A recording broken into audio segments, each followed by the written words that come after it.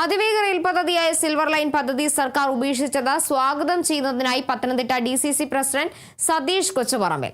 ജില്ലയുടെ പരിസ്ഥിതി വ്യവസ്ഥയെ തകിടം മറിക്കുന്ന പദ്ധതിയാണ് സർക്കാർ ഉപേക്ഷിച്ചതെന്ന് സതീഷ് കേരള വിഷൻ ന്യൂസിനോട് പറഞ്ഞു.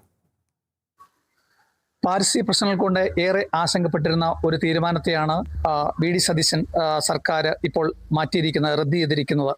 മറ്റു ജില്ലകൾക്കൊപ്പം തന്നെ പത്തനംതിട്ട ജില്ലയിലും പാരിസ്ഥിതിക പ്രശ്നം ഉണ്ടാക്കുന്ന സിൽവർ ലൈൻ പദ്ധതിയാണ് ഇപ്പോൾ റദ്ദ് ചെയ്തിരിക്കുന്നത്. ഈ ലൈൻ കടന്നു പോകുന്ന കോയിപ്പുറം, കുന്തന്താനം, ഇരുവേറും മേഖല ഉൾപ്പെടുന്ന പത്തനംതിട്ട ജില്ലയിൽ ഇത് ഏറെ ശ്ലാഘനീയമായ നിലപാടാണ് എടുത്തിട്ടുള്ളത്. നമ്മളോട് ഇപ്പം ചേരുന്നത് ഈ തീരുമാനത്തെ സ്വാഗതം ചെയ്തുകൊണ്ട് DCCയുടെ പ്രസിഡന്റ് കൂടിയായ പ്രൊഫസർ സതീഷ് കൊച്ചുപറമ്പിലാണ്. പ്രതിപക്ഷ നേതാവ് ശ്രീ VD സതീഷ് നയിച്ച പുതുയുഗ യാത്ര പത്തനംതിട്ട ജില്ലയിൽ എത്തിയപ്പോൾ അദ്ദേഹം അന്ന് തന്നെ പ്രഖ്യാപിച്ചു, UDFന്റെ നേതൃത്വത്തിലുള്ള ഗവൺമെന്റ് അധികാരത്തിൽ വന്നു കഴിഞ്ഞാൽ അന്ന് സിൽവർ ലൈനു വേണ്ടി കുടിയൊഴിപ്പിച്ചവരും അതുപോലെ തന്നെ അന്ന് സമരം നടത്തിയവരെ വേണ്ട സഹായങ്ങളും അവരുടെ കേസുകളെല്ലാം തന്നെ പിൻവലിക്കുമെന്ന് പറഞ്ഞു.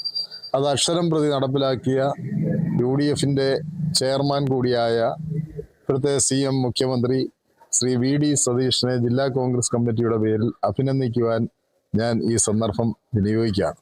കാരണം കേരളത്തെ രണ്ടായി വെട്ടിമുറിക്കുന്ന പരിസ്ഥിതി ആഘാത പഠനം നടത്താതെ നടപ്പിലാക്കി കേരളത്തെ കടക്കണിയിലാക്കുന്ന ഒരു പദ്ധതി, ഈ പദ്ധതി കൊണ്ട് സാധാരണക്കാരായ ജനങ്ങൾക്ക് യാതൊരു പ്രയോജനമില്ലാത്ത ഒരു പദ്ധതി, സംസ്ഥാന സർക്കാരിന് പണം ഉണ്ടാക്കാൻ വേണ്ടി അഴിമതി നടത്തുന്നതിന് വേണ്ടി മാത്രം രൂപീകരിച്ച ഒരു പദ്ധതിയാണ്.